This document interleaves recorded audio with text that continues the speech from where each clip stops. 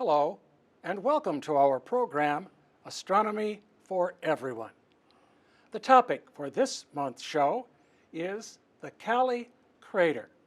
And here to tell us all about it from the Warren Astronomical Society, Diane Hall.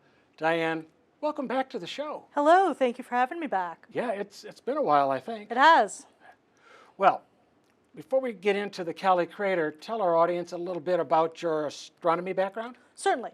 So I just assumed the presidency of the Warren Astronomical Society for the 6th time. Not all in a block. I've come and gone. I think the bylaws prohibit that. Yes, we have term limits, so nobody can set themselves up as king or queen of the club for life. Just, good practice. But anyway, so I'm just took over as the president, excited to be back. We've got a lot of exciting events planned for the year, but I've been an astronomer since I was 3. That's when I first got taken to a planetarium by my mother.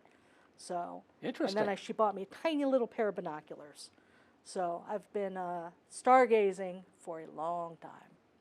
Very, very interesting. It's good to get kids involved at a young age to pique their excitement. And it sounds like your mother had the right idea. Yeah, no, she took me out to there was an astronomy club showing Saturn, so I got to see Saturn when I was very small. I loved meteor showers. The Perseids come close to my birthday, so I always thought of it as my birthday meteor shower. So yeah, I got hooked real early. And I got my spouse into it, my future spouse, Jonathan, who's now my observing partner for the last 25 years. So that worked out real well.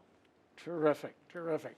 So when did you first learn about the Kaali Crater? So it was about 2 years ago, and I was researching a talk for the Warren Astronomical Society, and I wanted to do a talk on craters.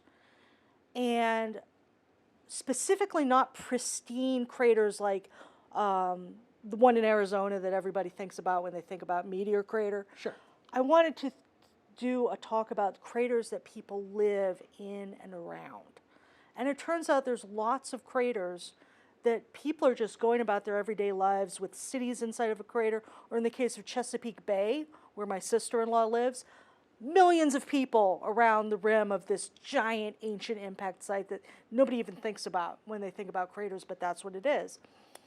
And I found out about Kaali Crater, which is a well-preserved impact site that probably is 4,500 years old. It's a little bit difficult. We can get into that. That seems fairly recent, really. Yes, and that really piqued my interest because it was inhabited when the crater was formed. Oh my. So that puts it in a unique class of craters where there's probably only 3 in human history that have been recorded by eyewitness testimony in some fashion. Oh my, wow, quite interesting. Well, where is this crater located? So it's in Estonia, and Estonia is one of the Baltic nations, of course, and the northernmost of the 3, and it's on the island of Saaremaa, which Estonia's western coast has numerous large islands off of it. Saaremaa is the largest of those islands, and its capital, Kuressaare, is right on the sea. And it's about a 15-minute drive from Kuressaare, so it's, on the one hand, easy to get to, and on the other hand, extremely remote. So you have to want to get there, but it's easy if you try. So once I found out about that, it's like, well, let's go. And we had a pretext to go to Finland. Some of Jonathan's video game artifacts from the Nokia N-Gage were on display in a museum in Finland, and we concocted this trip of Finland and Estonia because you can go from one to the other on a ferry. It's actually quite easy. So that's what we decided to do for our 20th wedding anniversary is go to Estonia. I would see the crater, then we'd go to Finland, he would see his artifacts, and we had a marvelous time. Well, that sounds great. So you mentioned people were living there. What historical evidence exists for this? So as far as historical evidence of Neolithic people in the site, that's very well documented. They left artifacts, they left graves, they left arrowheads, stone tools, etc., evidence of early trade routes. Now, in terms of passing down a meteor impact happened. That's a little trickier. So one of the things that really interests me is oral testimony, because we have confirmed through modern archaeology, modern linguistics, modern science in general, societies that do oral histories do a fabulous, if sometimes hard to unravel, job of depicting events, not just through a couple of generations, but sometimes through millennia. You know, there's testimony from the Pacific Northwest about a tsunami that actually we can date it to 1700.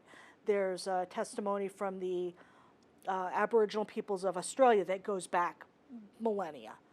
So it's very possible that this impact, which again occurred in a heavily populated area, is depicted in the Finnish Estonian epic poem, the Kalevala, some parts of which date back 3,000 years. So there's three sections of the Kalevala that depict a time when a witch stole the sun, and then the gods made a new sun, and this new sun, this fire child, got unruly and fell through the sky and set everything on fire. And if you read it with the knowledge that there was a actual event in Estonia, you go, a meteor fell through the sky and literally incinerated the forest. Yeah. So Yeah. it's not outside the realm of possibility that this was recounted in poetic form for about 1,000 years before the earliest bits of the Kalevala were written down in about 3,000 years ago. So it's just very tantalizing. Can't prove anything, but it really fired my imagination. And the physical evidence on the ground seems to back up the oral and written tradition. Yes, yes. So not written contemporaneously, but as it subsequently, we've got it. yes. Yeah, subsequent generations did eventually write down the Kalevala, and we've got it. You know, I can read it in translation. It's very compelling. Interesting, interesting.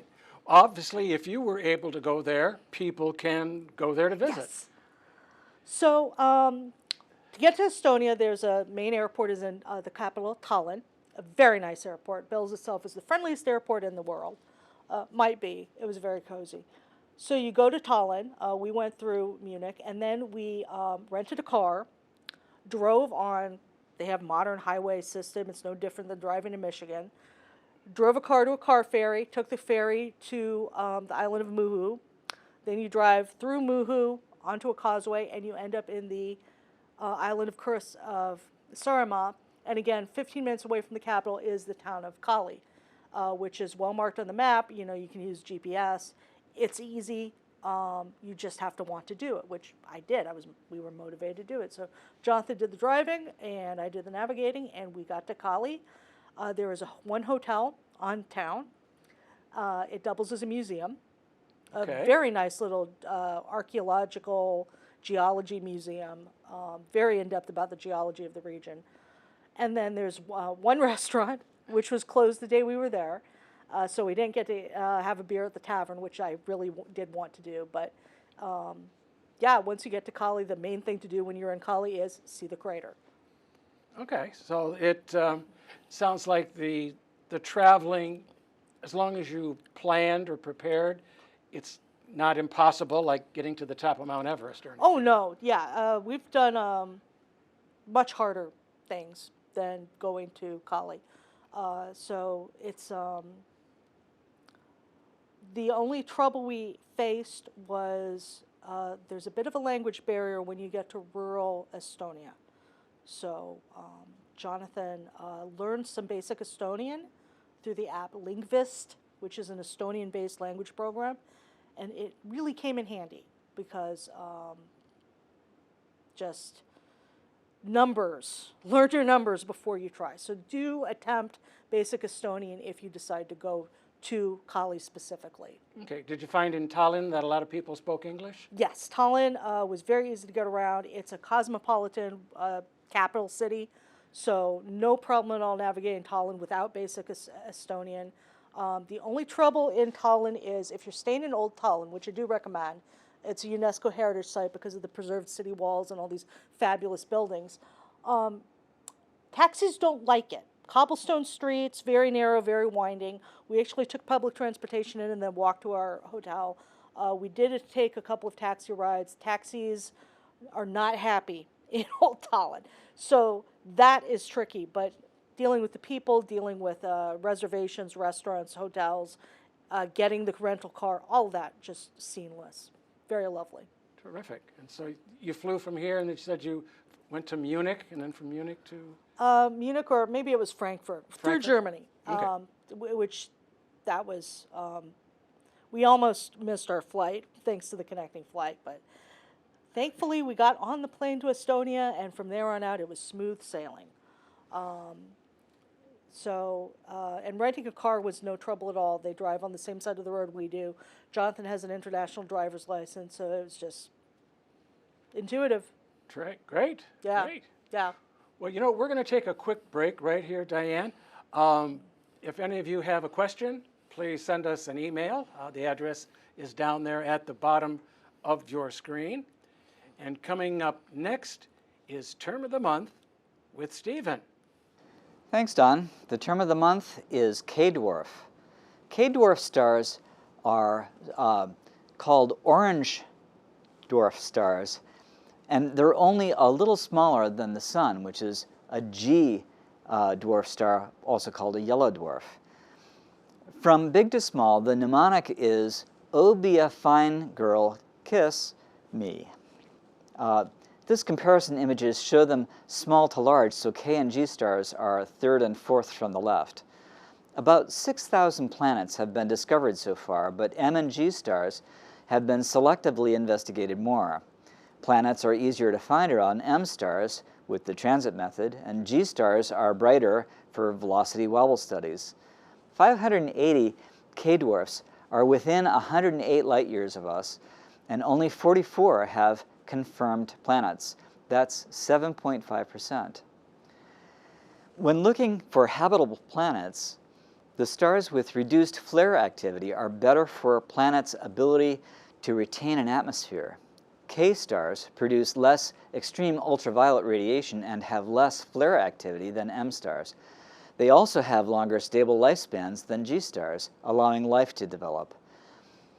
Star metallicity is favorable in the thin disk, where 464 of the 580 are identified. A spectrographic study of the full set shows that 529 mature, inactive K-dwarfs are good targets for terrestrial planet searches. And that is the term of the month. Back to you, Don. Thanks, Stephen. We're back with our guest, Diane Hall from the Warren Astronomical Society, who's telling us all about her trip to the Kaali crater. So, once you got to the island and near the crater, is it fairly well marked so you can find it? Quite well marked. So it's a short walk from the one hotel, and there's a big sign, which is partly in English. So you just walk right up to it. There's a short incline, and you get there, and there's a nice, well-marked trail. Now, this is the big crater. There are multiple craters. Most things were in English translation. We even found some hilarious vernacular English in some of the signs of rural Estonia. So while I recommend, again, brush up on your Estonian, we found English in surprising places. So it was no trouble at all to just follow the map, and there's the hike. I wouldn't call it super accessible. There were stairs, so it's not for everybody, but it was not challenging. Okay. For a person who can walk without a problem. Right. Versus somebody using wheels, that not super accessible. Not so much ADA compliant. Yeah, not a thing in Estonia. Different country, not a thing. So you were able to get up there from the hotel and walk around the entire crater? Yes, it's all set up, and there's 2 sets of stairs going down. I took pictures of the stairs so that people could see just how non-compliant it was. They are easy stairs, so if you can do stairs, no problem. You can get down to the lake bed. and the lake bed, it's a seasonal lake, so in August it was not looking its best. There was a lot of mud and it was kind of green. There are some beautiful pictures I've seen from Estonia's tourism board of it in wintertime when it's much more full and it's frozen over and it's all snowy and it's pristine. So if you want to go for the lake being perfect, probably I would guess winter or spring, but the weather was lovely. So Estonia in August is, I would highly recommend it. It was shockingly similar to northern Michigan, I would say. A lot of the trees and the flowers were very similar to northern Michigan because so many European species are now in the United States. Okay. So same wildflowers, same trees, some of the same birds. It was very green and just, again, a little bit muddy, but otherwise lovely. Okay, so it fills with rainwater, Yes. snow melt rather than Snow melt. being spring fed. Right, correct. Okay. Now there are subsidiary craters that... Are those marked on the map as well that you can go to? Yeah, there's actually a big map outside, right by the hotel that shows you the whole strewn field, and it's got them numbered 1 through 9, and you can go to all of them theoretically. It is all a protected site. Now that doesn't mean that it's not private property. It's just that private property where they theoretically have to let you visit. So we jumped some fences, we dodged some sheep. We found some beware of dog signs that we decided we didn't really want to deal with the dog. Okay. It was very clear that this was not a nice dog, so they said, okay, we believe you. We didn't see all of them. But the whole crater field, theoretically, it's welcome, open access. And we had a fine time just, hopping a few barbed wire fences, climbing around in craters. There's one by the side of the road, crater number 4. Which does have a set of steps. It's been excavated to a certain extent, so it's well marked. There's just a sign there saying crater 4, walk right down. Crater 7 was another really easy one. You could just see it from the road. Some of the craters are a bit more overgrown, but with the map, it wasn't a trouble at all. Easy to locate. Easy to locate. Most of them are marked by groves of trees, which is interesting, again, when you think about the religious practices of the pre-Christian Estonians and sacred groves and some of the things that factor into, again, the Kalevala and long habitation. You can see this like, oh, okay, yep, grove of trees, crater, interesting. Yeah.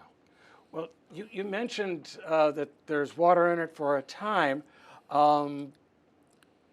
Have any items been found in the lake? Yes, actually, and this is really fascinating because Estonia converted to Christianity extremely late. There was actually a crusade declared against the Estonians to convert them to Christianity, and the island of Saaremaa was the last place to convert. Consequently, they found animal sacrifice offerings dating back to the 1600s, which is a good 400 years after the church theoretically put a stop to that, but the local people kept on making offerings for a very long time.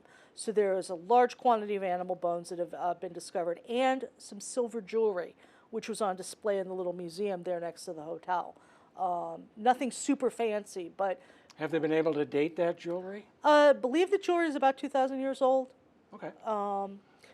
They have also a lot of the ejecta that they excavated in the 1920s and 30s because it really wasn't investigated scientifically until the 20s and 30s. So that's where the big excavation period dates to, and most of the artifacts were finally found.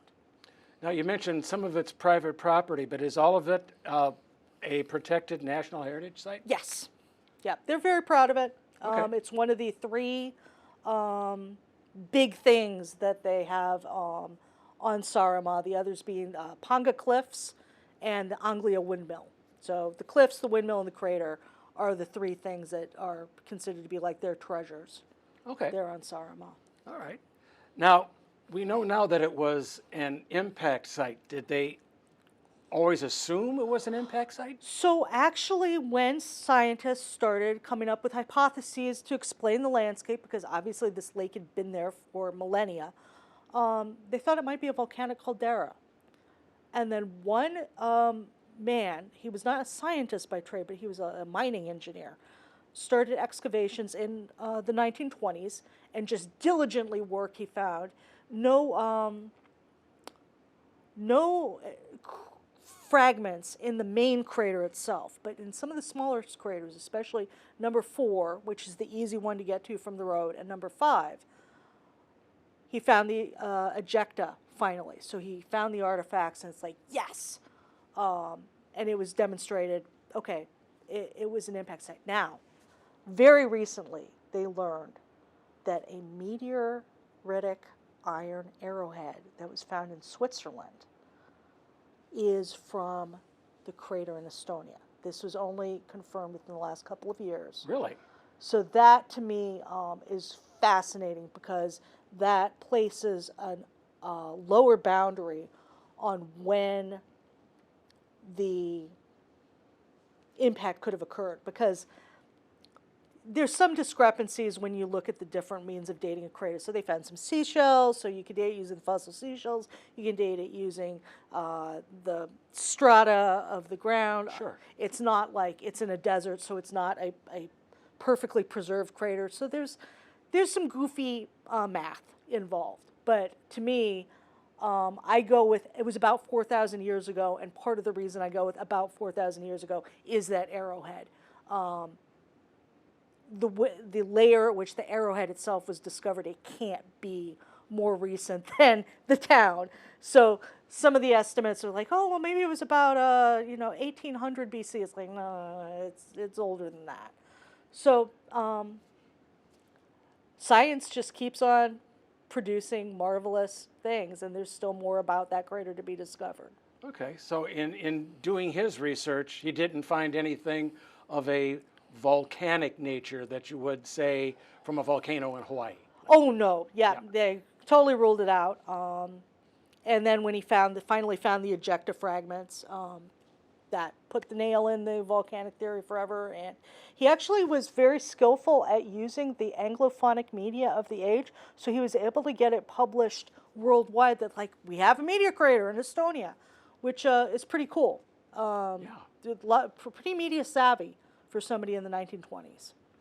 Yeah, for back then. Yeah. Yeah, because you always want to be the first to publish. Absolutely. Well, this has been a fascinating discussion, Diane. Thank you. I had no idea that this place existed until we talked about it. I just, like I said, I was looking up craters where people live and found a whole lot of interesting things, but this was probably the most interesting because of its connection with oral history. Can't prove it, but I believe that those verses in the Kalavala are Very about. compelling nonetheless. Yes, I believe. Great.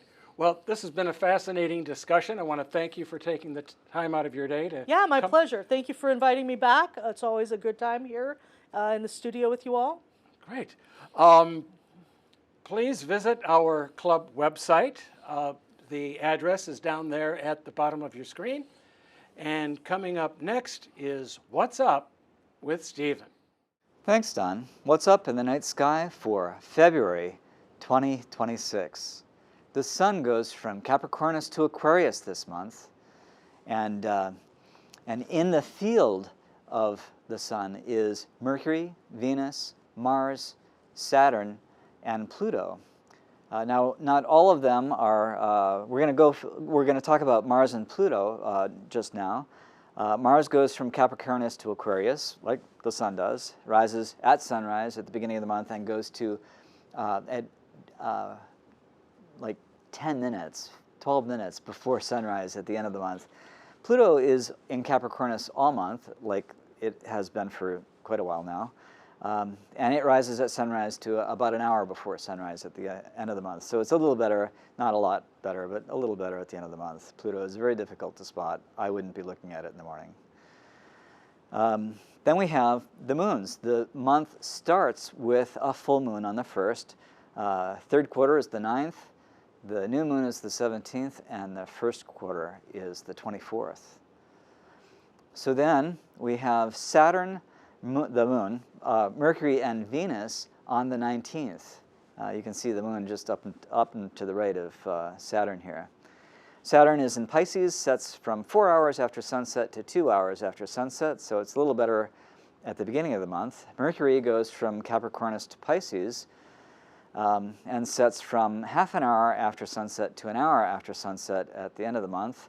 Max eastern elongation and perihelion are both on the 19th of February, which is why we're showing this on the 19th. Perihelion means it's the closest to the sun. That's physically, not separation-wise, but it is kind of interesting. And then we have Venus right there by the sun, going from Capricornus to Aquarius, and it sets from a half an hour after sunset to an hour after sunset by the end of the month. Then finally we have the real planets, Jupiter, Uranus, Neptune, and Saturn again. Jupiter is in Gemini, and it's awesome. You can see, Orion is just, you can just see Orion below that. It sets at half an hour before sunrise to 2.5 hours before sunrise at the end of the month, so it's better at the end of the month. Then Uranus is in Taurus, and it sets from 5 hours before sunrise to 7 hours before sunrise, and so it's also better at the end of the month. Neptune is in Pisces and sets 4 hours after sunset to 2 hours after sunset, so it's getting closer to the sun on the other side, and so it's better at the beginning of the month. And Saturn is much the same. We already did that. And that is what's up in the night sky for February 2026. Now, we don't charge money for this show, but we may tax your brain.